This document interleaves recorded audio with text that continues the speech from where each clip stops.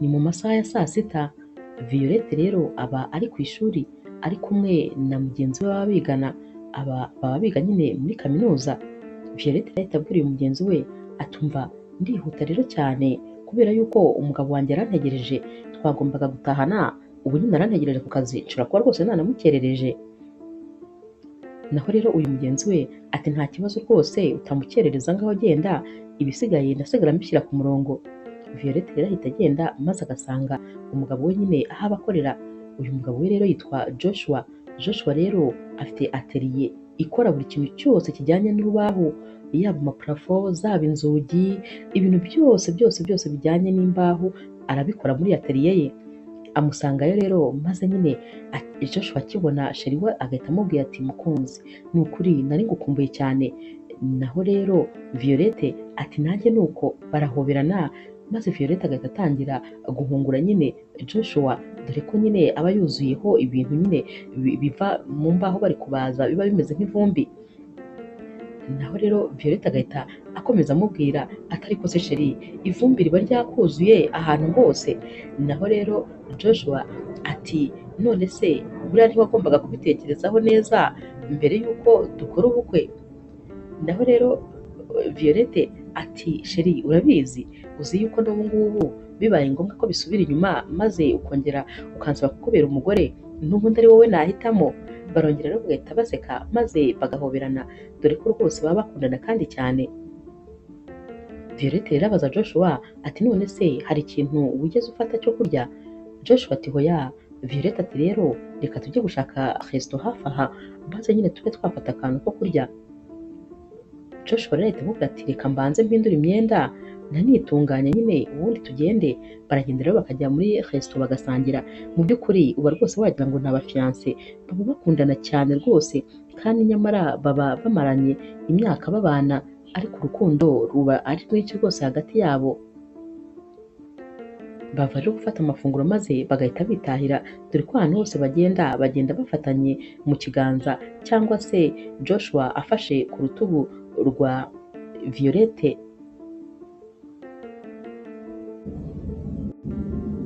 Mu masaha y'ijoro rero bajya kuryama maze bagatangira nyine kuganira. Joshua abwira Violette ati mukunzi, ngiye kukubwira ikintu, ariko ni ukuri ntuseke kuko niko bimeze. Uzi yuko kuva nakubona uko ngukunda ntabwo bijya bihinduka. Tekereza imyaka tuba tumaranye, ariko ni ukuri iyo nkubonye mba numva nyine bimeze nk'umunsi wa mbere nkubona. Naho Violette aterega nanjye nuko, ni ukuri ntabwo rwose, ntabwo njya nguhaga, ntabwo kandi njya mbona nyine urukundo ngukunda rwagabanutse. Buri gihe nyine mpora ngukunda nk'uko nanjye nagukunze tugihura. Baraseka rero maze Joshua akabwira Violette atumva ndagukunda cyane ni ukuri, kandi rwose ngukunda bivuye ku mutima, kandi rwose mpora mbona uri mushya kuri jyewe. Naho Violette ati nanjye ndagukunda rwose mugabo mwiza, ahubwo nyine hari ikindi kintu ngiye kukubwira. Ejo mu gitondo ndashaka kuzajya kwa muganga, ndumva nyine ntameze neza, nkeneye ko muganga nyine ambwira ikibazo naba mfite. Naho Joshua ati ubwo nyine nzaguherekeza. Violette ati hoya, nzajya nyine kwa muganga w'abagore, kandi ni ukuri nkeneye kuba ndi kumwe nawe twenyine rwose. Reka nkeneye no kumubaza impamvu nyine natinze no gusama. Urabona se hadashize imyaka myinshi ntarasama, kandi bahora bambwira ko nta kibazo mfite. Nkeneye ko rwose yongera kumbwira, akambwira niba koko ibintu byose bimeze neza. Joshua ati nyine niyo mpamvu ngomba kuguherekeza. Violette ati hoya, ni ukuri ndashaka kuzijyana rwose, nta kibazo, wowe nyine uzabyuka ujye ku kazi. Ntubizi se ko iyo umaze n'amasaha angahe utari ku kazi tuba turi gutakaza amafaranga? Uzagenda ushaka amafaranga, nanjye nta kibazo rwose nzijyana. Joshua rero ahita amubwira ati nta kibazo rwose mukunzi, kandi nyine uraraharyana, Imana ikundindire. Naho rero Violette nawe ati nawe nuko rwose uraraharyana, kandi ndagukunda cyane. Umunsi wakurikiye rero Joshua arabyuka akajya ku kazi. Ku mugoroba rero agiye gutaha ajya akabona Emmy aratungutse. Emmy rero aba ari umusore bari batuye nyine muri karitsiye imwe kera bakiri abana, gusa nyine Emily nawe uba warakundanaga na Violette mbere y'uko nyine ashakana na Joshua. Gusa nyine uyu musore Emmy aba ari umwiyemezi cyane, ariko aza rero nyine ari mu modoka maze agahita aza akayiparika neza iruhande rwa Joshua. Apfa mu modoka rero n'ubwiyemezi bwinshi ati Joshua, nari nzi ko rwose wahindutse, nari nzi ko rwose waba warateye imbere, naho imyaka yose ishize uracyakora ibintu bimwe, nari nzi ko rwose ubu ngubu wabaye undi muntu, naho rwose ndabona nta cyahindutse, ibyo wakoraga kera n'ubu nibyo ugikora. Abavuga nyine ameze nk'umwirataho. Naho Joshua ati cyane rwose nibyo ngikora kandi nta kibazo ndabikunda, ati ahubwo wowe sinari nkwiteguye rwose muri iyi karitsiye, hari hashize imyaka myinshi cyane ntakubona. Naho rero Emmy ati nyine narindi hanze, ubu ngubu nagarutse rwose kuko hari imishinga myinshi ngomba gukorera muri iyi karitsiye. Papa wanjye yandaze nyine imitungo myinshi, ubu rwose mfite amafaranga menshi kandi cyane, rero nyine ngomba kuza kugira ibikorwa bimwe na bimwe nkorera hano. Joshua arahita amubwira ati nakabaye ngutumira icyo kunywa, ariko rwose usanze namaze gufunga. Emmy ati none se ko ndeba hakiri kare kubera icyo ufunze aya masaha? Naho Joshua ati umugore wanjye ari mu rugo wenyine kandi rwose sinkunda ko aba ari wenyine umwanya munini, ndashaka rero kumusanga nkajya kuba muganiriza. Emmy arahita amubwira ati harya si wowe usigaye ubana na Violette? Naho rero Joshua nawe amwiyemeraho nyine ati cyane, ati ninjye rwose tubana. Emmy atuzi yuko ari wowe musore washatse umukobwa mwiza wa mbere muri karitsiye yacu? Joshua ati yego ndabizi rwose, Violette wanjye ni umukobwa mwiza cyane n'ubu ngubu, kandi noneho yagiye yaba mwiza kurusha uko wari usanzwe umuzi. Emmy rero biramurya maze agahita abwira Joshua ati reka ngende ubwo tuzongera tubonane. Ahita agenda rero maze Joshua agasigara ari kumwitegereza ukuntu nyine aba afite ubwiyemezi, uba ubona ari gukandagira ibirenge ntibifate hasi. Uyu musore aba yiyemera bya nyabyo. Joshua rero agera mu rugo maze nyine bakicara bari ku meza we ndetse na Violette. Abwira rero Violette ati mukunzi, hari inkuru nziza rwose ngufitiye, nabonye ikiraka umva kizampa amafaranga menshi cyane. Hari umukire nyine ufite inzu nini cyane, ashaka ko nzamushyiriramo ibikoresho byose rwose bijyanye n'ububaji.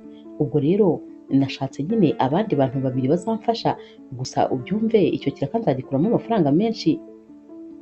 Naho Violette ati none se uzamara igihe kingana iki? Joshua ati nzamara nk'ibyumweru 2. Violette ati ni byinshi cyane, ni ukuri sinzi niba nzabasha rwose kuba ndi jyenyine. Kubera iki se ubundi bakubwiye ngo ibyo bintu byose ujye kubikorerayo, kubera iki utabikoreye hano kugira ngo ubijyane? Naho rero Joshua atumva ni ibintu byinshi cyane ni ukuri, ku buryo rwose utabasha kubikorera hano, ahubwo nyine dukeneye kugenda tukabikorera hafi y'iyo nzu, ku buryo tuzajya tubikora bahita babishyiraho, kubera ko ni ukuri ntabwo rwose bishoboka ko twabikura hano. Ariko nanone ntuhangayike humura, nzabanguka, kandi ikindi iki kiraka kirimo amafaranga menshi ku buryo nyine tudashobora kugihomba.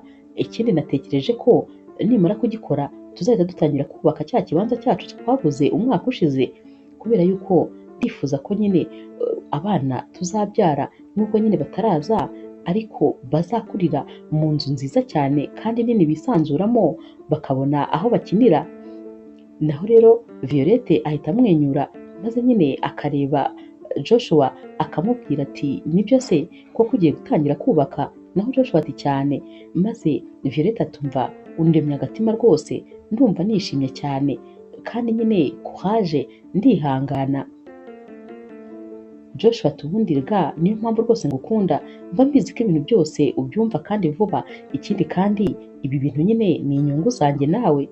Violette ati cyane, nuko nyine mba numva utajya kure yanjye, ariko nta kibazo nzagutegereza.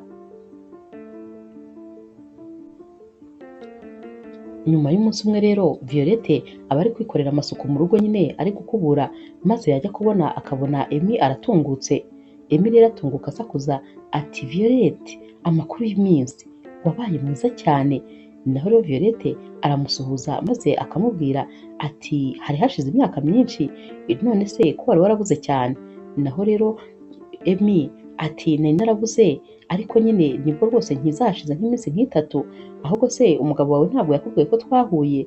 Naho Violette ati hoya ntabwo rwose yabimbwiye. Emmy ati ubwo nyine ni bya bindi bye nyine aba agifite ubwoba ko namutwarira umugore. Violette ati umutwarira umugore? Ahubwo se byanashoboka? No mu nzozi ntabwo byashoboka, ibyo bintu ntibyamutera ubwoba ko nawe arabizi ko rwose bitashoboka. Emmy rero ahita amubwira ati ariko rwose mba mbona umugabo wawe nawe ari nta kigenda, uzi yuko atajya ahinduka, tekereza ko na ya nzu yari afite kera n'ubu ngubu rwose ariyo mukibamo. Naho Violette ati yego niyo tukibamo ariko nta n'ikibazo na kimwe dufite, gusa nyine turi hafi kubaka iyindi mu kibanza twaguze. Emmy ati umva nizere ko rwose ariko bimeze, kubera ko rwose ukwiriye ibyiza, ntabwo ukwiriye kuba mu tuzu tumeze gutya. Violette atumva ndakubwiza ukuri ndanyuzwe njye n'umugabo wanjye, nta kintu na kimwe rwose dushinja Imana, ibintu byose ni byiza cyane. Emmy rero ahita amusezera ati narinyuze hano nyine kugira ngo ngusuhuze, ubwo ndakeka ari aho utaha kandi tuzajya tubonana kenshi. Amara kugenda rero maze Violette agasigara amutekerezaho ati ariko ni ukuri nagize Imana rwose kuba ntarigeze mbana n'uyu musore, uyu musore ni umwiyemezi gusa nta kindi ashoboye uretse kwiyemera. Nyuma y'iminsi mike rero Violette aba yiyicariye muri salo maze yajya kumva umuntu arakomanze, ajya gufungura maze agahita asanga ni Emmy. Emmy rero ahita yinjira vuba vuba mu nzu maze Violette akamubaza ati none se urashaka iki hano, uje hano gukora iki? Naho Emmy ati nyine nari ndi kwigendera muri karitsiye maze mbona polisi iri kwirukankana abajura muri iyi karitsiye, ati rero nahise ntekereza ko ushobora gusanga wagize ikibazo maze nyine mpita nza kureba niba umeze neza. Naho Violette atumva meze neza cyane rwose, ati none se abajura bari hehe? Naho rero Emmy atangira kwirebeshwa mu madirishya ati polisi yari iri kubirukankana muri iyi karitsiye niyo mpamvu rwose nje, ati none se ubundi Joshua ari hehe? Naho Violette ati Joshua ntawe uhari. Emmy ati ukaba uri wenyine? Ati ni ukuri niyo mpamvu ngomba kuguma hano rwose kugira ngo nyine hataza kugira ikintu na kimwe uba. Violette rero uba unafite ubwoba bw'uyu musore rwose ataba yizera habe na gatoya, ahita amubwira ati hoya, ati Emmy ati ni ukuri igende rwose ntabwo nkeneye ubufasha, igendere nta bwoba mfite, ndafunga inzugi zose kandi nta kibazo rwose igendere. Naho rero Emmy ati oya none se ufunze inzugi bakaba bamena idirishya maze bakaza bakakugirira nabi? Violette ati nta kibazo yewe ntacyo rwose ndi bube, hano hantu mpamaze igihe kinini kandi nta muntu uragerageza kungirira nabi, sinibaza ko uyu munsi rero ariko bigiye gutangira. Aba ari no kumufata ukuboko kandi amuhagurutsa ati hoya rwose genda nta kibazo mfite, nsohokera mu nzu nta bwoba mfite habe na buke. Naho Emmy ati noneho sigarana nimero zanjye maze nyine nuza kugira ikibazo uze kumpamagara. Violette ati ntabwo ari ngombwa kuko rwose ndabizi ntabwo ndi bukenera ubufasha, nta nubwo nkeneye kandi urabizi ngewe rwose ndi umugore wihagararaho, ibintu by'ubwoba ntabwo ari ibintu byanjye. Genda rwose igendere ukomeze gahunda zawe, ngewe nta kibazo mfite kandi genda utekane meze neza. Umusore rero ntabwo aba ashaka gusohoka, Violette aramusunika yagira Imana akabona ageze inyuma y'urugi ahita afunga n'ingufuri agashyiraho n'imfunguzo byose, ibintu byose akabifungisha maze agahita yicara akiruhutsa ati ubwoba bwari bunyishe rwose, nari nzi ko uyu musore atari busohoka aha ngaha, atari ku bundi buriya kandi aranshakaho iki ko mbona atangiye kujya anyikururaho cyane.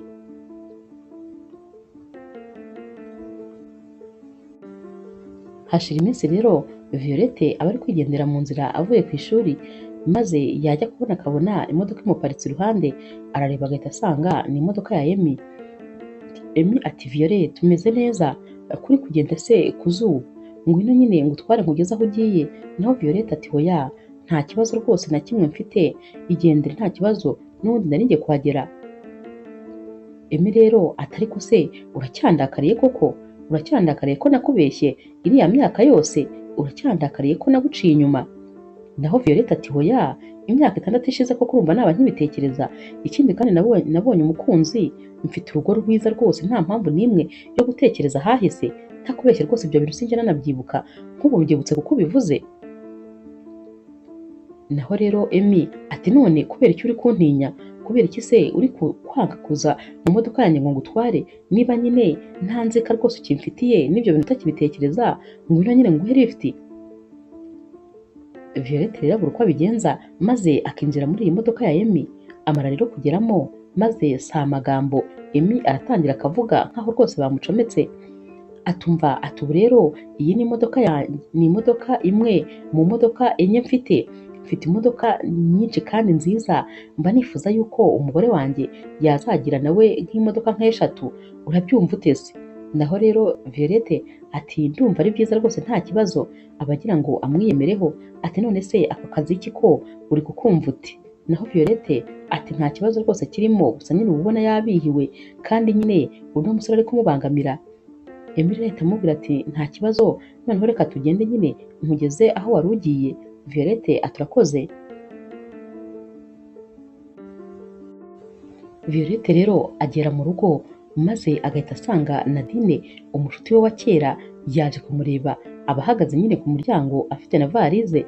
Violette akimubona avuza induru maze akiruka ajya kumuhobera ati ni ukuri ntabwo rwose nari ngutegereje hano, ariko ndatunguwe nyine, gusa nari ngukumbuye, hari hashize imyaka myinshi. Amuha karibu rero bakinjira mu nzu maze nyine bagatangira gufata amafunguro.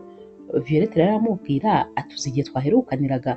Ati ndatekereza hashize imyaka 3, cya gihe nyine wakoraga ubukwe. Abakivuga rero iby'ubukwe maze Nadine agahita yijima.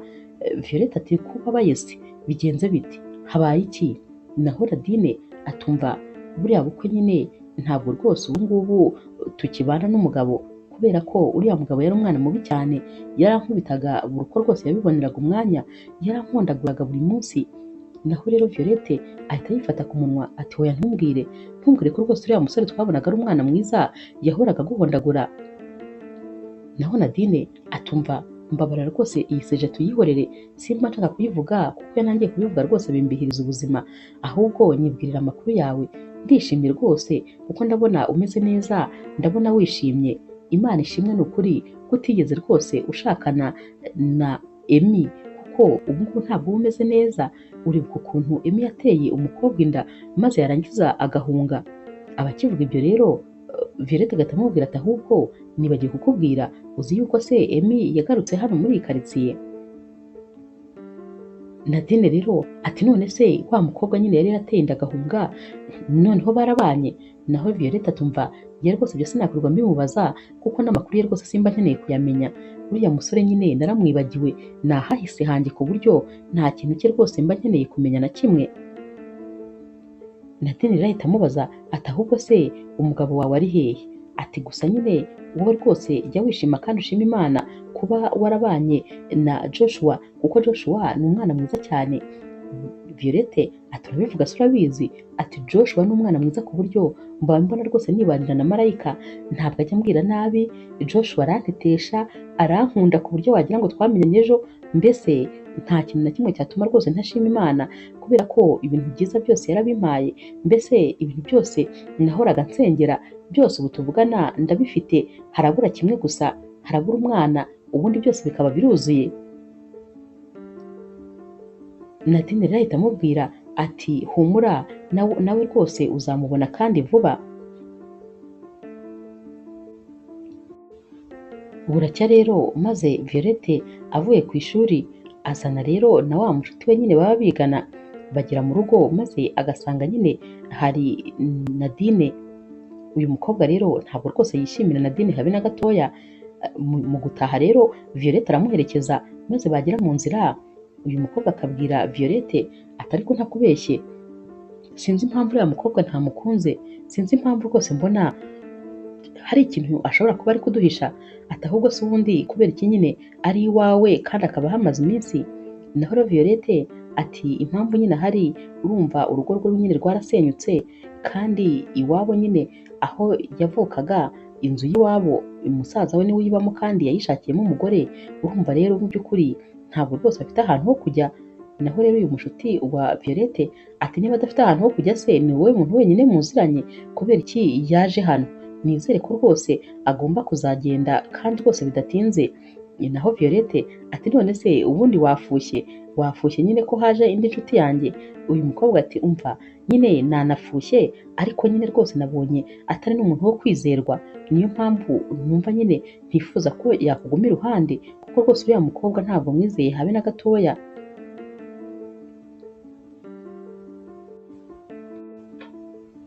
Umunsi umwe rero Nadine ndetse na Violette baba bicaye nyine bari kwikinira amakarita, maze Nadine akabaza Violette ati ese umugabo wawe yari yigera guca inyuma na rimwe?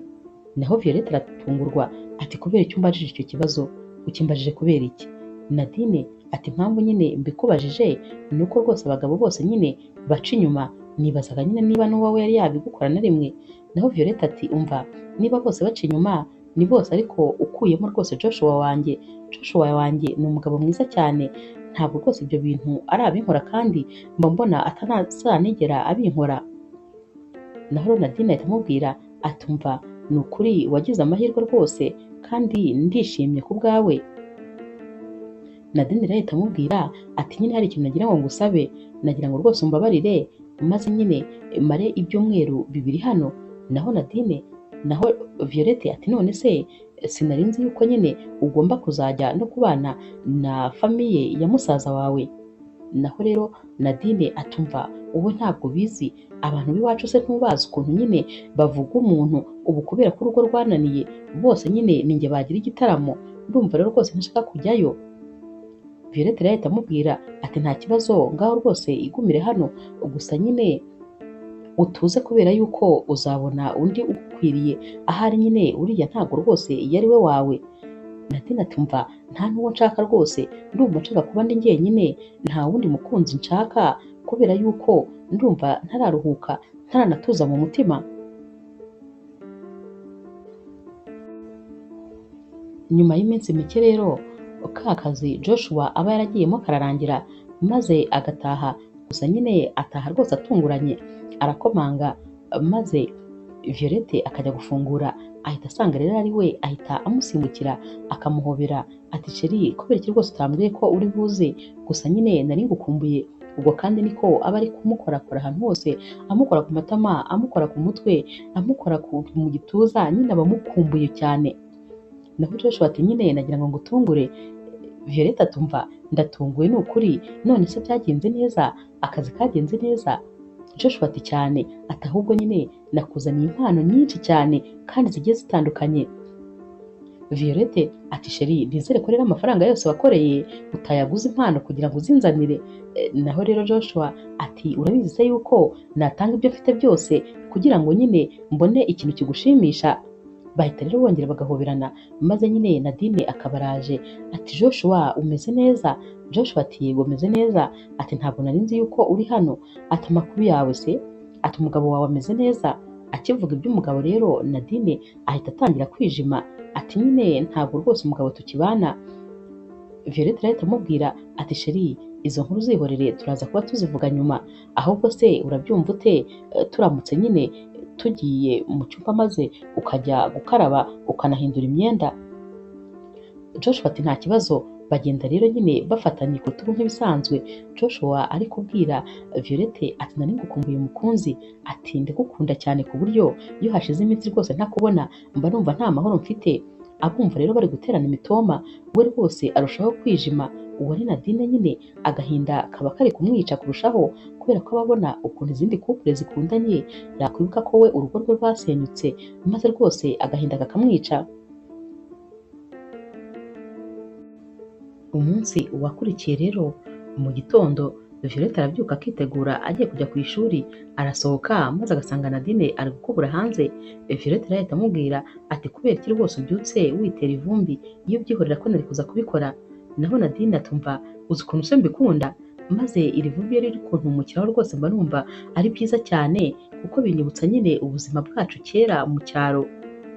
Baba bakiri kuganira rero maze Joshua akaba arasohotse, ahita rero abaza Violette ati mukunzi none se washoje kwitegura ngo ujye ku ishuri? Naho nyine Violette ati yego, ahubwo nyine ubu narindi mu nzira. Naho Joshua rero atereka ngo uherekeze, ati kandi ubwo ntabwo ubizi ko rwose naguze moto?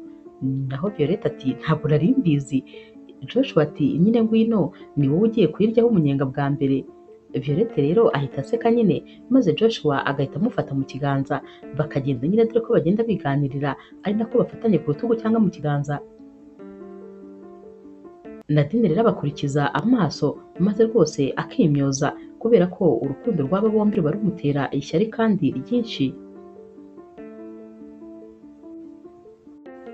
Mu masaha y'ijoro rero Violette ndetse na Joshua baba bari ku meza bafata iby'umugoroba maze bakajya batamikana. Sinzi ukuntu rero Nadine ajya gusohoka yagera mu muryango w'icyumba agahita abona ibiri kubera nyine muri salle à manger, ahita nyine akomeza agahagarara aha ngaha akitegereza Violette ndetse na Joshua. Joshua rero aba ari kubwira Violette ati noneho ni njye ngiye gukurikiraho kugutamika, naho Violette ati hoya ni njyewe. Joshua rero ahita afata ibyo kurya byinshi rwose kuri foke byinshi cyane, ati ibi ngibi nyine nibyo ngiye kuguha. Violette ati ubuse urabona koko nabasha kubimira, ni byinshi cyane. Naho rero Joshua ati nyine ndajya ngutamika ibingana nk'urukundo ngukunda, ndagukunda cyane cyane ku buryo urukundo ngukunda rwose ntabwo nzi ko narukubwira. Ahita rero amutamika maze Violette agahita amubwira ati umva sha uri umwana mubi ni ukuri, ntabwo uri umwana mwiza, urabona ukuntu uri kumpa ibyo kurya byinshi uragira ngo binige se cyangwa bimeze umwuka. Naho Violette ajya gutamika Joshua. Joshua ati hoya ni njyewe nkiri kugutamika, ndagira ngo nyine nkwereke ukuntu ngukunda kandi ngukunda urukundo rwinshi. Wowe ibyo byo kurya ndi kugutamika jya umenya ko nyine ari nk'agatonyanga mu nyanja ukurikije urukundo ngukunda. Naho Violette atumva ni ukuri ndabibonye nyine urankunda cyane, kubera ko urabona ko ibyo uri kumpa nyine birampagije ahubwo bikarenga no kumpaza, kandi n'urukundo rwawe niko bimeze, ni ukuri mba numva rwose nyuzwe n'urukundo rwawe. Nadine rero uhagaze ariko kubareba nyine we rwose agahinda kaba katangiye kumwica, ishyari ari ryose ari kureba nyine ukuntu iyi couple iba yishimye iba inezerewe, maze yakwibuka we ukuntu nyine yirirwaga inkoni akararira inkoni, maze rwose agahinda kakamwica amarira agatangira gushoka. Nadine rero kwihangana biranga maze akajya mu cyumba agatangira kurira kandi cyane. Ba Violette rero bava ku meza maze Violette akajya mu cyumba asanga nyine Nadine ari kurira, agahita amubaza ati kuri kurira bimeze bite? Naho Nadine ati hoya ntabwo ndi kurira, ni imyotsi nyine yari inyishe. Naho rero Violette ahita amubwira ati hoya wimbeshya, ni gute se imyotsi yari ikwishe kandi gaze itagize n'imyotsi? Violette rero akomeza kumubaza ati mbwira rwose ikintu cyari kikubabaje. Naho Nadine ahita aturika noneho akarira cyane cyane rwose. Violette agatangira kumuhoza. Nadine atumva iyo ntekereje rwose ahahise hanjye mba numva bimbabaje cyane. Naho rero Violette ahita amubwira ati ariko humura rwose uri umukobwa mwiza kandi rwose ndabizi uzabona undi muntu ugukunda bya nyabyo. Nadine ati kuba umukobwa mwiza se uragira ngo hari icyo byamariye? Tekereza ko nari umukobwa mwiza cyane tukiga promosiyo yacu ninjye wari umukobwa mwiza, ariko reba uko byarangiye nyine ari njyewe ugize urugo rubi muri bose. Abandi bose twiganaga bose bafite ubuzima bwiza ubu ngubu babayeho neza, ariko jyewe ni jyewe byanze, mbese wagira ngo hari ikintu ahari nacumuye ku Mana? Violette ati hoya wivuga ibyo bintu, nta kintu na kimwe wacumuye ku Mana, kandi humura rwose nawe ahazaza harakureba, kandi humura ibyiza biragutegereje. Umunsi wakurikiye rero ntabwo noneho Violette aba yagiye ku ishuri, bicara rero bari gutera story nyine na Nadine, maze Violette akabwira nyine Nadine ukuntu nyine bari kwitegura kubaka indi nzu itari iyi ngiyi. Akajya amubwira tumva mba numva nyine icyumba cyanjye nzakigira kinini, igikoni nkakigira kinini, mbese icyumba cy'abana nubwo bataraza nyine ariko nzakibategurira nacyo nkigire kinini ku buryo bazajya bashyiramo ibikinisho byabo bagakiniramo ku buryo bakiniramo n'umupira. Ati ntakubeshye mba numva nishimye ntabwo ushobora kubyumva. Ati kubera yuko buriya Joshua rwose yanyeretse ko nyine ari umugabo wabasha gutera imbere kandi akoresheje amaboko ye, ureke nyine biriya bya Emmy aza anyirataho ngo ababyeyi be baramuraze, ahubwo se buriya iyo ataza kugira ababyeyi b'abakire nk'uko byari bimeze ubu aba ameze ate? Uzi ko aba ari mayibobo. Naho rero Joshua wanjye, ikikwereka nyine ko ari umugabo yarakoze, kandi mu myaka tumaranye iterambere rwose ngenda ndibona umunsi ku wundi. Bishatse kuvuga ko rero ubundi umugabo nyamugabo nyine n'ukora agakoresha amaboko ye maze akabasha gutera imbere, aho kugira ngo akomeze yishingikirije ku byo ababyeyi be basize. Nadine rero abwira nyine Violette atumva cyakoze ni ukuri ndakwishimiye kandi wahisemo neza, uri umunyamahirwe rwose kuba warahuye na Joshua, kuko Joshua yari umusore witonda kandi ari umukozi cyane. Abantu bose rwose bo muri karitsiye yacu urabizi bahoraga nyine bifuza ko rwose babana nawe. Naho Violette ati nyine bose urumva ko nabatsinze icy'umutwe kubera yuko njye nabashije gutsindira umutima wa Joshua.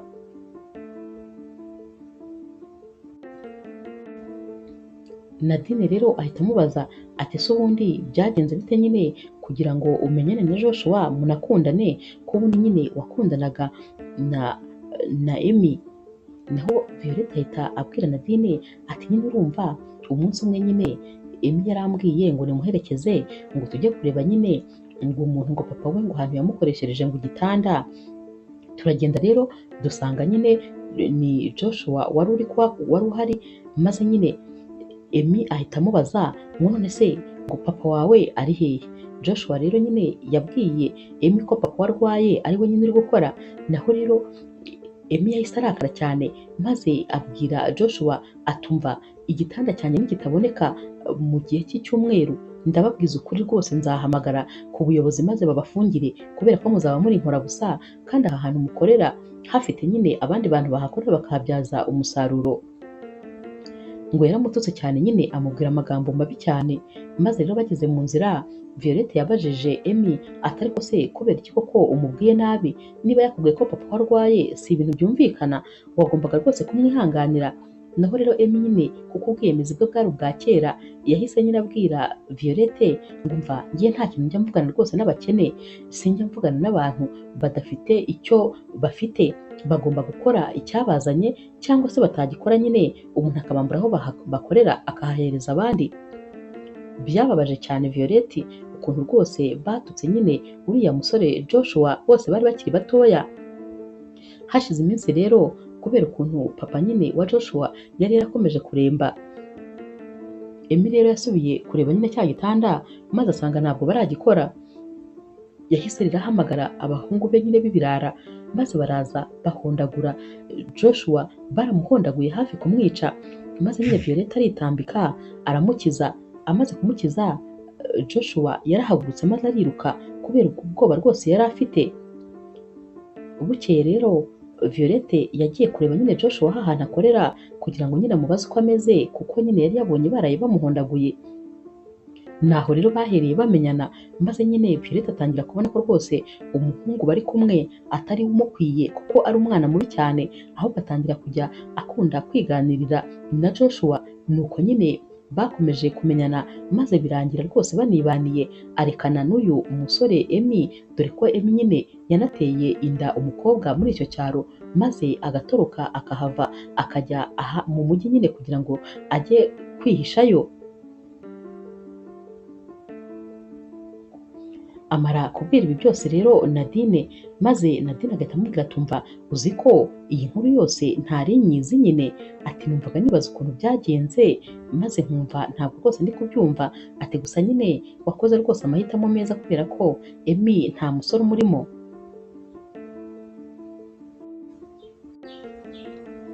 Umunsi wakurikiye rero Violette aba ari ku ishuri ari kumwe na wa mushuti we nyine, kubera yuko nubwo baba biga nyine muri kaminuza ariko baba bafite n'amashuri bigisha muri primaire.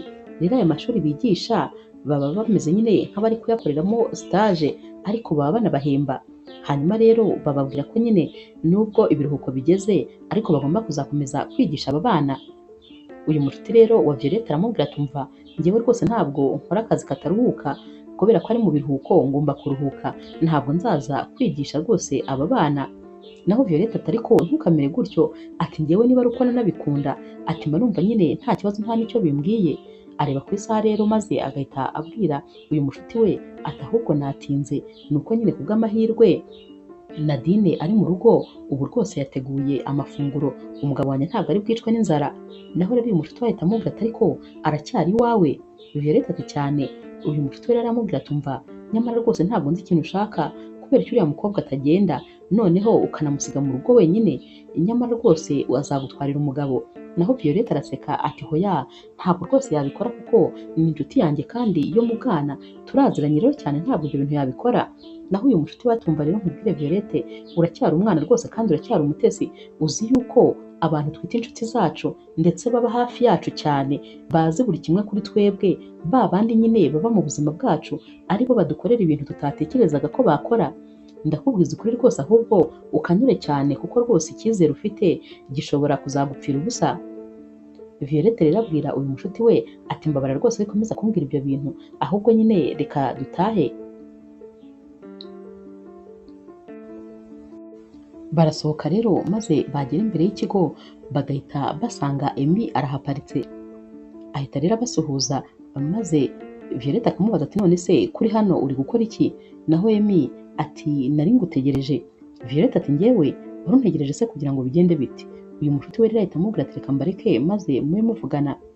Arigendera maze nyine Emmy agahita abwira Violette ati rero rwose nari ngukeneyeho ubufasha, ati kubera yuko urabizi nyine sinigeze ndangiza njyewe kaminuza, nahise njya gukorera amafaranga ntarayirangiza. Violette rero ati none se urifuza ko nagufasha iki? Emmy ati nyine ndifuza ko wamfasha mu bijyanye na business yanjye, maze rwose hari ibintu nkeneye ko wanyigisha. Violette ati ariko njyewe urabizi ko nigisha muri primaire. Naho rero Emmy ati none se wowe ntabwo uzi ukuntu wari umuhanga?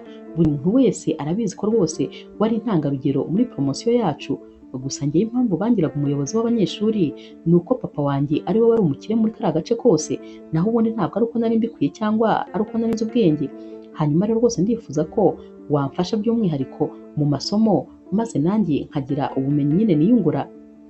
Violette ahita amubwira ati umva, ntabwo byashoboka, ako kazi rwose gaha undi muntu, njyewe ntabwo byashoboka. Ahita anamusezera rero maze agahita yigendera. Agera mu rugo rero maze nyine akabwira Joshua ibintu byose ukuntu byagenze, ukuntu nyine Emmy ashaka kumuha akazi ko kumwigisha. Naho rero Joshua ahita amubwira ati mukunzi wanjye urabizi ndagukunda kandi nyine ndakwizera, ariko rwose ntabwo nakubuza gukorera amafaranga niba wumva ubishaka. Wowe niba wumva nyine bigufitiye inyungu nta kibazo rwose uzabikore, utazanagira ngo ahari nkubuza gukorera amafaranga y'inyongera, nta kibazo rwose njyewe ndakwizeye. Naho rero Violette atari ko se chérie, ubundi ko nsigaye mbona utishimye rwose, haba harabaye iki? Ntabwo muri iyi minsi mbona wishimye nk'ibisanzwe. Naho Joshua ahita amubwira ati ntakubeshye rero chérie, urabizi ko nta kintu kimwe njya nguhisha, byaba ibyo ntekereza byaba ibyambayeho, ubuzima bwanjye bwose ubu buzi nyine urabizi. Ati ntakubeshye rwose ndahangayitse, kuva nyine nabona Emmy yaragarutse mba mfite ubwoba ko mushobora gusubirana. Violette rero araseka ati ariko chérie nawe rwose ntugakabye, njyewe nsubirana na Emmy? None se namuretse ntamureba? Urabona se ubu ngubu ari iki kintu afite cyankurura kitigeze kinkurura kera? Ntabwo rwose ibyo bintu uri gutekereza bishoboka. Ndagukunda kandi urabizi ndagukunda cyane, naguhisemo, n'ubu bibaye ngombwa ko mpitamo n'ubundi ni wowe nahitamo. Wihangayika rwose, gusa kuba nasubirana na Emmy ntabwo bishoboka kuko uzi ko mba numva ntanamureba, kuko niyo murebye umwanya mba mbona nteye nk'isesemi. Uriya musore rwose nta kintu cyatuma nsubirana nawe, kandi ikindi urabizi ndi umukobwa uri serious, nafashe icyemezo ngifashe. Ubwo ko urabona ndi umuntu wo kwirirwa ngo ejo nagiye aha uyu munsi nagiye aha. Ndagukunda cyane kandi ni wowe turi kumwe, ni wowe tugomba kuzabyarana, ni nawe tugomba kuzasazana. Urukundo rwanjye ni urwawe gusa, nta wundi muntu n'umwe mu rugabana. Joshua rero ahita yumva nyine Violette amuremye agatima, maze agahita amuhobera akamubwira ati ndagukunda cyane, niyo mpamvu rwose akantu kose gakomye mba numva umutima uhagaze, sinzi impamvu ntajya numva umutima wanjye utekanye, mba ntekereza mbyutse maze ngasanga ntabwo ukitwa uwanjye, mba numva rwose nakwishyira mu kagozi.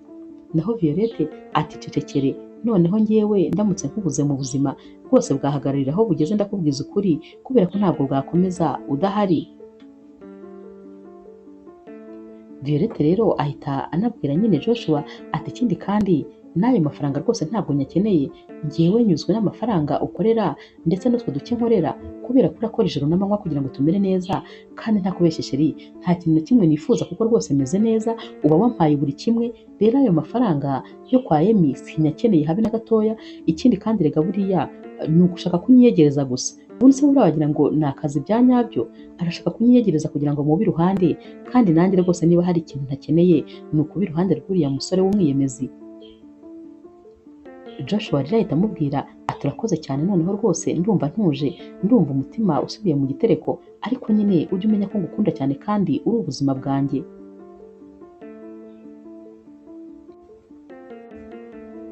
Violette rero ahita abwira nyine Joshua ati ahubwo nyine hari ikindi kintu nagira ngo nkubwire, directrice wo ku kigo cyacu yanshinze kuzaherekeza abana bazajya gukora exeta, kandi nyine tuzarara aho bazakorera. Naho rero Joshua ahita amubwira ati none se kubera iki rwose ari wowe yahisemo? Naho rero Violette ati nyine urumva ntabwo rwose nzi impamvu ari njye yahisemo, ariko nanjye nabyibajijeho, gusa nyine nta yandi mahitamo mfite, ngomba kuzabaherekeza. Joshua rero aramubwira ati nta kibazo nyine uzabaherekeze, ati si ijoro rimwe tuzararayo. Naho Violette ati cyane. Hashira iminsi mike rero maze nyine umunsi wo guherekeza aba bana uragera, Violette rero aritegura maze Joshua akamuherekeza. Aragenda rero akajya gufata imodoka nyine akajya mu mujyi aho aba bana baba bagomba gukorera exeta. Nadine rero wari usigaye aha, we nyine gahunda nta yindi aba afite, aba ariyo kugira ngo rwose ayobye Joshua, dore ko nyine aba asanzwe nyine amwibonekezaho cyane, ndetse uba wagira ngo biri no muri gahunda yamuzanye muri runo rugo. Iri joro rero bajya kuryama maze Joshua nyine akagenda akiryamira, naho rero Nadine aragenda akajya mu cyumba cye agafata makiyaje agatangira kwimakiya ariko anireba, akambara agakanzu nyine kari sexy, byarangiza akaza akajya mu buriri bwa Joshua. Joshua we nyine kuko basinziriye ari no kurota agira ngo nyine ni Violette, agatangira gushaka kumupfumbata, maze yakanura amaso agahita asanga ni Nadine, ahita amusunika akabamukubise hasi. Nadine akagaruka ati ariko se wowe bite byawe? Naho Joshua ati urakora iki mu cyumba cyanjye? Nadine ati nyine nabonye ko umugore wawe adahari, maze ntekereza ko rwose irungu ryakwishe, nagira ngo rero nyine nze turarane, utarara wenyine ukicwa n'imbeho. Joshua atumva singukeneye rwose, ibyo byose uri kuvuga nta na kimwe cyambayeho, mvira mu cyumba. Nadine arongera akagaruka mu buriri, maze Joshua akongera akamusunika, n'ubundi nyine akongera akamukubita hasi, aramufata akamusunika akagenda akamushyira inyuma y'icyumba agahita afunga. Buracya mu gitondo rero Joshua akitegura agiye ku kazi, asanga rero Nadine yicaye muri salo, maze agahita apfukama hasi ati ni ukuri umbabarire ku bintu byaraye bibaye muri iri joro rwose, umbabarire nanjye sinzi ibyambayeho, ariko umbabarira ntabwo bizongera. Joshua atumva ndakubabariye, ariko kondisiyo ni imwe, hita ufata ibintu byawe byose, ntitaye ko udafite aho uri bujye, ntitaye no ku bindi bibazo byose byakurikira, fata buri kimwe cyose wazanye muri iyi nzu, ubundi uhita ugenda umvire mu nzu kano kanya. Nadine ati ubuse koko ndajya hehe? Joshua ati ibyo ntibindeba nyine, gira vuba vuba unsohokere mu nzu kandi kano kanya. Naho Nadine ahita abwira Joshua ati yego ndabyumvise ndagenda, ariko mbabarira nibura kuko namaze kugutegurira amafunguro, kandi Violette yambwiye ko ngomba kukwitaho nkagutegurira amafunguro, mbese nkakumenya igihe adahari, nibura rero banza ufate amafunguro ubundi nanjye mbone ngende. Joshua rero ahita amubwira ati nta kibazo, aramutegurira maze agafata amafunguro, ubundi Joshua nyine akajya ku kazi. Aragenda rero yagerayo akumva ntameze neza, akumva rwose afite isereri, akumva afite ibitotsi, akumva umunaniro, akumva ntabwo azi ukuntu ameze. Ahita abwira rero abakozi atumva nimukore nyine ibishoboka byose, komande twari dufite muziteho, njye rwose ndumva ameze nk'umuntu urwaye. Ataha rero ari kugenda ameze nk'umuntu udandabirana, maze akigera mu rugo akaba agiye ku buriri, ahita asinzira ako kanya. Uyu munsi rero kandi nijoro nyine Violette arataha, maze yagera mu rugo agasanga mu cyumba nyine mu cyumba cye umugabo we imyenda ye yose irandagaye mu cyumba iyo yari yambaye. Violette rero ahita abyibazaho ati umugabo wanjye ameze neza ko ubundi rwose atajyaga akora ibi bintu, iyo ubundi agiye kuryama imyenda akuyemo ayishyira aho igomba kujya, akayishyira rwose ku murongo. Ariko ibi bintu byabaye noneho sinzi ibyo ari byo, abyibazaho ariko yamukangura akumva ntakanguka, araryama nyine agasinzira, maze bwacya akabyuka akajya kumutegurira ibyo kurya, ariko nyamara rwose aba atarakanguka. Joshua akanguka mu ma saa sita, araza rero maze agahita asanga Violette arahari, ati sheri kubera iyo utambwiye ko waje. Naho rero Violette atumva wasinziriye bikabije, uzi yuko se naje ejo? Naho Joshua areba ku isaha ati hoya ntumbwire yuko nahereye ejo ndyamye nkageza uyu munsi, ati gusa nyine natashye ntameze neza, numva mfite imbaraga nkeya, numva mfite isereri, ndaza nyine ndaryama, none koko ni nkaho naryamye amasaha rwose arenga 24. Violette ati cyane, ati ahubwo nyine nari ndi kubyibazaho nibaza ikintu wabaye kuko rwose ntabwo ari ibisanzwe byawe. Joshua rero ahita aza nyine n'ubundi akihoberera umugore we, ati ni ukuri mukunzi rwose nari ngukumbuye, reka ibyo bindi tubyihorere, gusa nyine nari nkwikumburiye, umunsi umwe kuri njyewe rega ni ikinyejana. Naho Violette aseka ati nanjye nari ngukumbuye kandi cyane, gusa nyine Nadine birumvikana ntabwo aba yaragiye, aba yari akiri hano.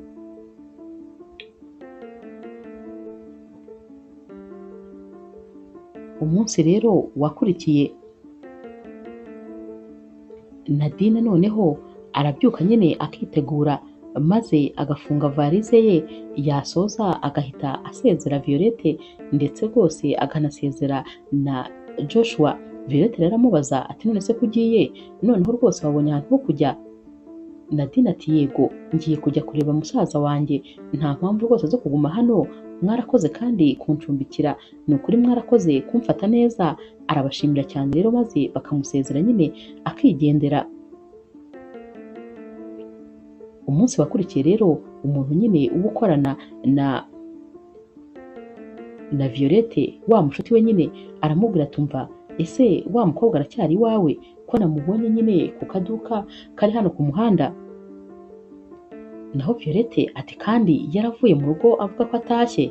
Uyu mushuti atumva namwiboneye rwose kandi wabonaga ameze nk'uri muri karitsiye, kuko yari yiyambariye amakamambiri, ubona nyine yambaye imyenda isanzwe, ubona nyine rwose nta gahunda afite yo kugira ahantu na hamwe ajya. Violette abyibazaho, ariko kubera ukuntu aba ari mu kazi kenshi ntabiha agaciro, akamubwira ati uke ubwo ni uko nyine, yenda nanjye turaza guhura mbere y'uko ataha.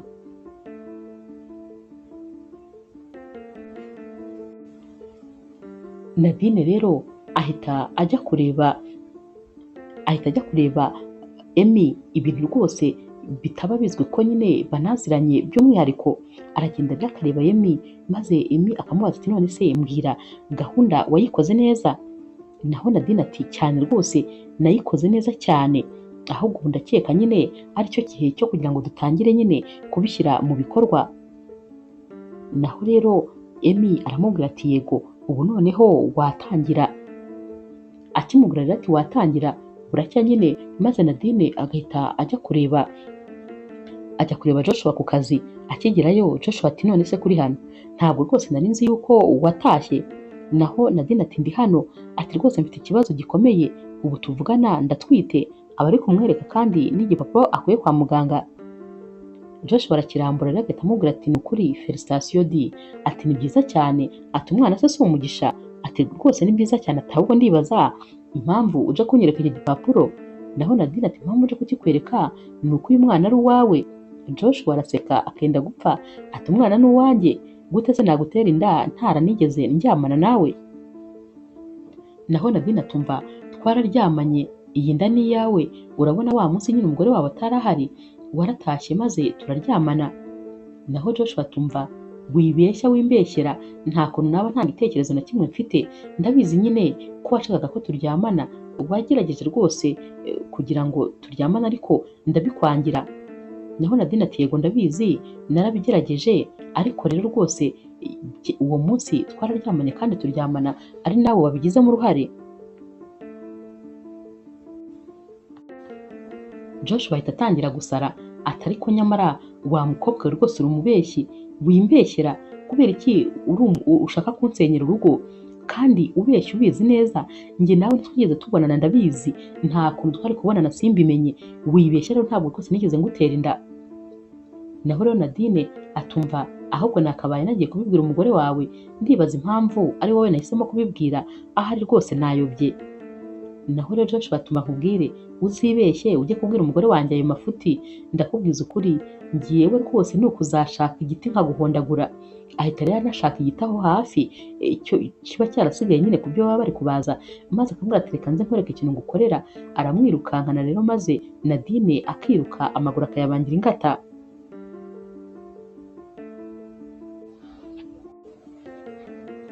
Nadine rero asubira nyine kubwira Emi uko bigenze, akamubwira atumva uriya mugabo rwose yanze kubyemera, ahubwo yarankubise neza neza. Naho rero Emi ahita amubwira atoke ubwo ngubwo nyine tugiye noneho gukora plan B. Ni ukuvuga ko nyine Emi niwe uba waratumye uyu mukobwa Nadine kugira ngo ajye gusenya urugo rwa Violette, kuko aba yumva ko nyine naramuka akoza amahano n'umugabo wa Violette cyangwa se akabimubeshyera, Violette azahita atandukana na Joshua, maze nyine Emi akongera kumwigarurira. Niyo mpamvu rwose aba yaremeye nyine guha amafaranga uyu mukobwa kugira ngo ajye kumukorera ako kazi. Amara rero kumubwira ko noneho bagomba nyine gutangira plan B, maze Nadine akamubwira ko rwose umunsi ukurikira nta kindi bagomba gukora uretse nyine gutangira akazi neza. Nadine rero aritegura akazinga varize, maze nyine bwacya akagenda akajya mu rugo rwa Joshua. Arakomanga rero Joshua yaza gufungura agasanga ni Nadine, ndetse rwose afite n'ivarize. Gusa nyine uyu munsi birumvikana ntabwo n'ubundi Violette aba ahari kuko aba yagiye ku kazi. Nadine rero abwira Joshua ati noneho ndaje kandi rwose sindi bugende, umwana wanjye ndetse nanjye tugomba kuguma hano, ntabwo narera umwana njyenyine, ibibazo nagize ni byinshi cyane ku buryo kuba narera umwana we njyenyine rwose bitashoboka, kandi afite papa we, njye nawe tugomba kubana, n'ubundi umugore wawe ntabwo arakubyarira. Ubwo rero nyine ubwo umwana wanjye nyine agomba kuba mu rugo rwa papa we. Naho Joshua atari ko wa mukobwa ubanza warasaze, ndakubwiza ukuri warasaze, atuzi gusenya ingo z'abandi gusa, atari ko ubundi ufite iyihe nyungu mu gusenya urugo rwanjye? Naho uyu mukobwa atumva ntabwo ngiye nshaka kugusenyera, ariko nyine ibyabaye byarabaye kandi wanteye inda, ati rero nyine responsabilité zirakureba. Naho Joshua atumva rero nkubwire rwose ibintu urimo ntabwo bizi, ntabwo ushobora kwinjira muri iyi nzu. Iyi nzu ni iy'umugore wanjye, iyi nzu igomba kuzababwamo na Violette gusa, niwe mukobwa wenyine nigeze nkunda kuva nabaho, ni nawe mukobwa nifuza kuzabyarana nawe. Ubwo niba utwite birakureba, icyo nzi ni kimwe nuko ntigeze ngukoraho nkaba ntarigeze mpura nawe, rero biza kuntesha umutwe nsohokera rwose mu rugo. Bakomeza rero kuburana, ariko nyine Joshua ahagarara mu muryango abuza Nadine kwinjira, naho Nadine nawe akaza yiruka aje kwinjira, maze Joshua akamusunika. Baba rero bakiri muri ibyo bagitongana, maze Violette akabaraje, ahita yumva nyine bari kuburana baburana ikibazo cy'umwana. Nadine amubwira ati uyu mwana ni uwawe kandi agomba kuzakurira muri uru rugo. Violette rero ahita ababaza ati ngo nguki, kubera iki se ubundi wowe uri mu rugo rwanjye? Ababaza Nadine. Ikindi ibintu by'umwana muri kuvuga ni ibiki? Uri kuvuga ngo umwana ngo ni uwa Joshua? Joshua rero ahita atangira kwivugisha ati mana nyagasani, noneho ibi bintu rwose ndabicika nte? Naho rero Nadine ahita abwira byose Violette, atumva ati umugabo wawe yanteye inda, none rwose ari kuyihakana, cya gihe utari uhari twararyamanye maze rwose abanteye inda. Joshua ati mukunzi, ibintu ari kuvuga rwose ntabyo nzi, ni ukuri ntabyo nzi rwose, kubera ko natashye ndwaye ndaryama, ariko ntabwo nigeze ndyamana nawe, ndabizi neza, ntabwo cyari ikintu umuntu yakwibagirwa.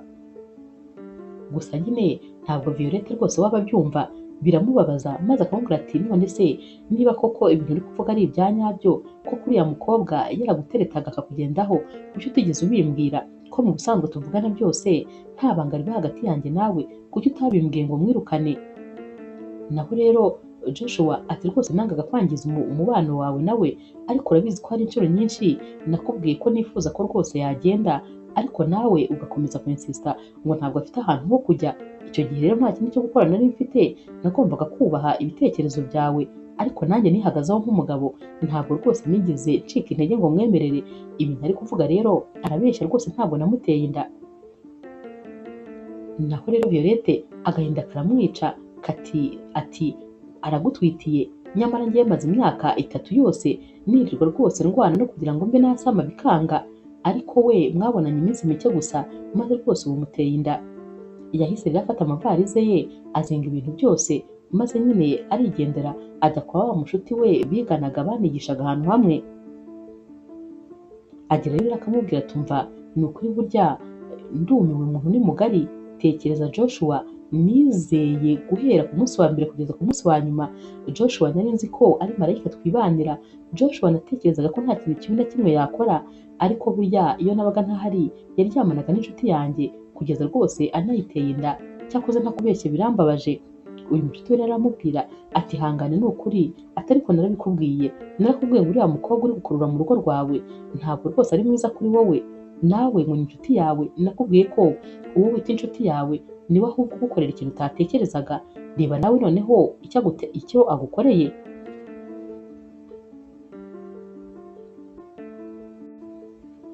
Amarira rero aba ari yose nyine kuri Violette, uba rwose abonye ko icyizere cyose yagiriye umugabo we gipfuye ubusa, n'urukundo rwose yamukunze umugabo we rwose atamukundaga, kandi nyamara aba ari kumurenganya kubera ko nta kosa na rimwe uyu mugabo aba yarakoze. Aguma ahangaha rero adakeneye kurya, nta kintu na kimwe rwose akeneye gukora. Nadine rero abwira nyine Emmy yuko Violette yavuye mu rugo rwe, naho rero Emmy ahita amubwira ati nyine ugomba kugenda noneho ukajya kuba mu rugo rwa Emmy kugira ngo noneho birangire neza. Violette rero we rwose ahangaha ku mushuti we aba ari agahinda kaba ari kose. Mushuti we aramubaza ati none se urumva ubundi bizagenda bite? Ariko se ubundi nkwibarize, urumva wizeye neza cyane ibintu nyine Nadine yavuze, kuba yaravuze ko umugabo wawe yamuteye inda? Urumva ubyizeye 100% ko ari ibya nyabyo yamuteye inda? Naho Violette ati none se umva yamubeshyera? Ntabwo yamubeshyera rwose, buriya ni ibya nyabyo.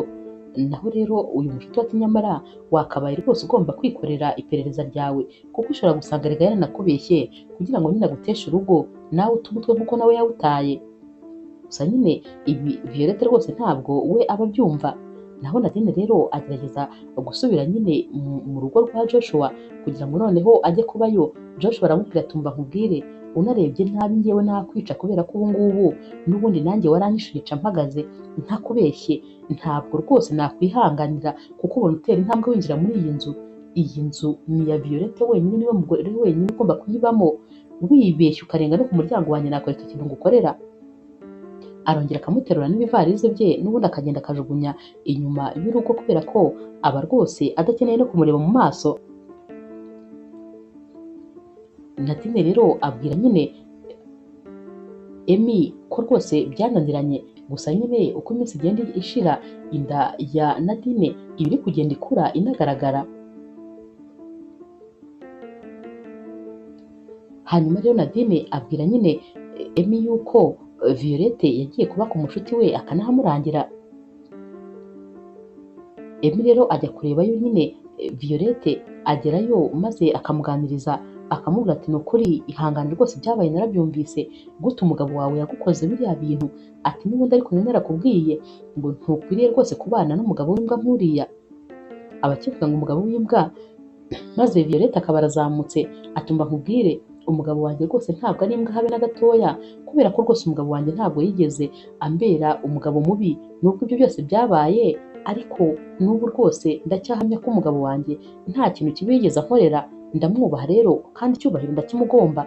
Uramenye rwose utongera kuvuga ijambo ribi ku mugabo wanjye.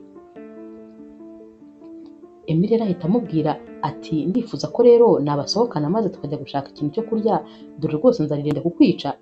Naho rero Violette ahita amubwira ati jyana na mushuti wanjye nta kibazo mushaka icyo murya, njyewe ntabwo nshonje kandi nta nubwo nshaka kuva hano. Naho umushuti we ahita amubwira ati nyamara ibintu Emmy ari kukubwira nibyo, uri hafi kwicwa n'inzara. Ihangane rwose uhaguruke maze tujye gushaka amafunguro. Aragerageza rero maze agahaguruka, baragenda bakajya muri resto bagafata amafunguro. Mu kugaruka basanga Joshua ahagaze imbere y'igipangu abategereje kuko aba yakomanze akabura umufungurira. Akibabona bava mu modoka ahita yihuta ajya gusuhuza nyine Violette. Violette amucaho nk'utamuzi agahita yinjirira mu gipangu ndetse na wa mukobwa w'inshuti ye. Naho rero Emmy we rwose aba abonye umwanya nyine wo kugira ngo abwire amagambo mabi Joshua, ahita amubwira ati umugabo gusa udafite ikintu na kimwe ashoboye, umusore w'umukene, uranshakira iki ku musheri? Naho rero Joshua atumva uriya ni umugore wanjye, ntukitambike kandi hagati y'umugabo n'umugore, ndeka rero ninjire maze njye kwivugana n'umugore wawe. Naho rero Emmy ati umugore wawe, ati ubu ntakiri umugore wawe, ikindi kandi ntabwo ukeneye nawe urabibona, nyine yarakwanze byararangiye ibyawe nawe. Ahita anamufungirana maze Joshua akaguma inyuma y'igipangu ariko urungurukira mu myenge y'urugi ati ni ukuri ngewe rwose umugore wanjye ndamushaka. Niko aba ari no ahamagara Violette ati mukunzi rwose ndagutegereje, ngwino hano ngusobanurire ibyo bakubwiye byose nta na kimwe cyabaye. Ariko Violette nta na kimwe aba akeneye kumva kubera ko aba afite umujinya mwinshi, yararakariye cyane rwose umugabo we uba waramutengushye.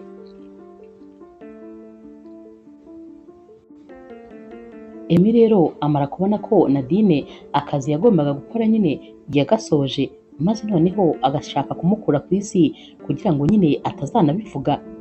Umunsi umwe rero Nadine aba asohotse nyine ahantu yabaga, inda rwose iba ari nkuru cyane, maze yagera ku muhanda agahita akubitana na Emmy ari mu modoka. Nadine rwose uba ubizi neza yuko ibibazo ari ibibazo, ahita akata maze akiruka rero Emmy ahita amwiruka inyuma nyine n'imodoka, Nadine akiruka agenda amucika, ariko bikarangira n'ubundi Emmy nyine amugonze yikubita hasi ariko nyine ntapfe. Abantu bahita bahurura maze bakaza bakamutoragura bakamujyana kwa muganga. Agerayo rero akabyara, ariko nyine aba yavunitse akaguru kandi cyane. Ararwara rero maze yamara gukira araza akajya kwa wa mushuti wa Violette, dore ko Violette nyine ariho aba akiba, ntabwo rwose aba agishaka kumva amakuru y'umugabo we. Violette aragikubita amaso Nadine ahita amubaza ati uje gukora iki kandi kuki ahantu hose ngiye uhansanga, urashaka iki wa mukobwa we? Hari icyo utakoze? Ubuzima bwanjye bwose warabutwaye, ibyishimo byanjye byose warabitwaye urabyifitiye, uranshakaho iki kindi? Naho rero Nadine ahita ababwira ati mumbabarire ni ukuri, ikintu cya mbere ngusabye imbabazi Violette, umbabarire ku byabaye byose, umbabarire kandi kuba naragusenyeye urugo. Naho Violette atumva mvimbere rwose ndumva nta kintu uri kuvuga. Nadine ahita amubwira ati rero ikintu nagira ngo nkubwire nuko rwose umugabo wawe arengana, umugabo wawe ntabwo yigeze ankoraho, ntabwo twigeze turyamana, ndetse n'iyi nda ntwite ntabwo rwose yariye. Naho rero Violette utunguwe ati hanyuma none byagenze bite? Nadine ati nyine urumva njyewe Emmy yampaye amafaranga, nari nkeneye amafaranga menshi maze Emmy arayampa, ariko ambwira ko nyine kuyamwishyura ari ukuzasenya urugo rwawe kugira ngo nyine Emmy abone aho yinjirira yongera akwigarurira. Nuko byagenze rero naje mu rugo rwawe burya rwose meze nk'intumwa, nari nje kugusenyera. Gusa nyine umugabo wawe rwose ntabwo yigeze ankoraho kubera ko uriya munsi impamvu wasanze yasinziriye cyane, namuhaye nyine ibinini bisinziriza, ariko rwose nta kintu na kimwe twigeze dukora. Violette ati urabizi neza ko nta kintu mwigeze mukora? Nadine ati nta na kimwe rwose. Ati ahubwo nyine ubu ngubu ku nguko uri kureba ameze byose ni ukubera nyine Emmy yarangonze, yaranyishe neza. Emmy ni mubi cyane kandi nta cyiza na kimwe akwifuriza, kubona rwose aza kukureba cyangwa akora ibishoboka byose kugira ngo muhure, nta kindi ashaka uretse kongera kukwigarurira, kandi nyine arifuza gukura mu nzira ibintu byose byatuma atakwigarurira.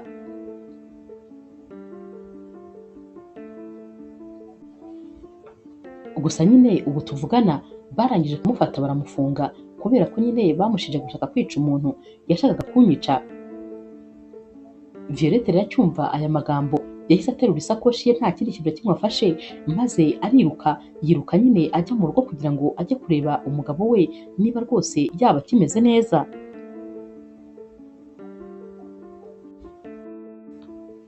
Violette rero asanga umugabo we umurateriye nyine, maze akimubona agahita amuhobera akamuryama mu gituza, amarira akaba menshi. Naho rero Joshua aramubaza ati mukunzi bigenze bite, ni ikihe kibazo? Naho rero Violette ati umbabarire ni ukuri mukunzi ku byabaye byose, uyu munsi rwose nibwo namenye ko uri inzirakarengane, nta kintu na kimwe wigeze ukora, ari iriya shitani y'umusore, ndavuga Emmy ndetse n'uriya mukobwa ngo ni Nadine, byose nyine ari imipangu yabo. Naho rero Joshua nawe rwose amarira atangira gushoka ati ni ukuri mukunzi umbabarire rwose ku byabaye byose, kubera ko nta ruhare nigeze mbigiramo. Violette rero atangira kumuhanagura amarira ati ni ukuri wirira sheri, kubera ko nta kosa na rimwe wigeze ukora, nta na rimwe rwose, bariya barakubeshyeye, uri inzirakarengane. Gusa ikintu nshaka kukubwira ni uko nkigukunda kandi cyane, nta kintu na kimwe cyahagarika yuko ngukunda. Niyo biriya byose bitamenyekana ngo bihagarare, ntabwo rwose nari kuzigera nongera gukunda Emmy ukundi, sinamukunda kuko urukundo rw'ubuzima bwanjye ni wowe. Barahoberana rero bakaguma bafatanye.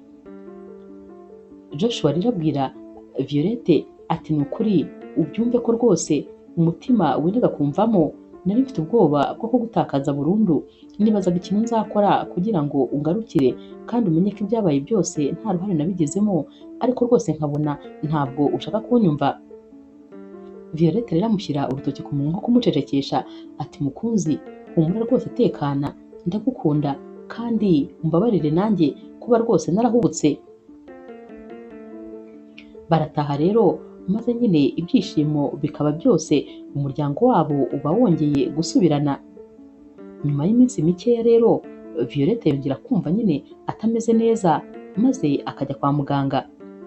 Aragenda rero agasubira kureba muganga ati ariko rwose muganga ukuntu niyumva, ndumva ntazi ikibazo mfite, mba mfite amasereri, mba mfite iseseme, ntabwo rwose nzi ngo bimeze bite, niba naba ndwaye iki.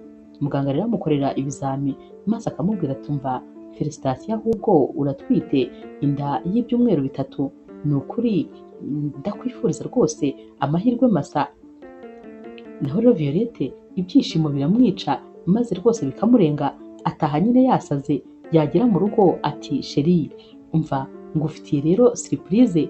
Naho rero Joshua ati mbwira nyine, amatsiko yanyishe, mbwira iyo surprise ni iyihe? Violette rero ahita amuhereza agapapuro bakwiye kwa muganga, maze Joshua akimara kugasoma Violette ati sheri ndatwite inda y'ibyumweru 3. Ntabwo rero Joshua yihangana, aramuterura maze akamujyana hanze mu gipangu, akamwirukankana ari kugenda asakuza ati nditegura kuba papa, urakoze n'ukuri mukunzi wanjye kuba rwose ugiye gutuma mba umubyeyi, ngiye kuba papa w'umuntu, ndagukunda cyane, wumve ko ibyishimo byose nageze mu buzima bwanjye byaturutse kuri wowe. Akomeza rero agenda asakuza avuga nyine ukuntu amukunda, ukuntu kandi yiteguye kumukunda ndetse n'umwana wabo bagiye kubyara. Violette rero aramubwira ati nanjye ndagukunda cyane ni ukuri, kandi nifuza ko rwose wazaba papa w'abana banjye ntazi umubare. Amushyira hasi rero maze bagahoberana. Joshua akamubwira ati ni ukuri ibyishimo mfite kano kanya rwose ntabwo nzi ukuntu nabikubwira, gusa icy'ingenzi ujye umenya ko ngukunda kandi ibihe byose. Inkuru yacu y'urukundo rero naho tuyisoreje, mwakoze kuyikurikira. Niba ukunda inkuru z'urukundo zica kuri Zasha TV, ntukagende udakoze subscribe, like, share na comment, ni inkunga ikomeye kuri twebwe. Ndabakunda cyane rero nk'ibisanzwe.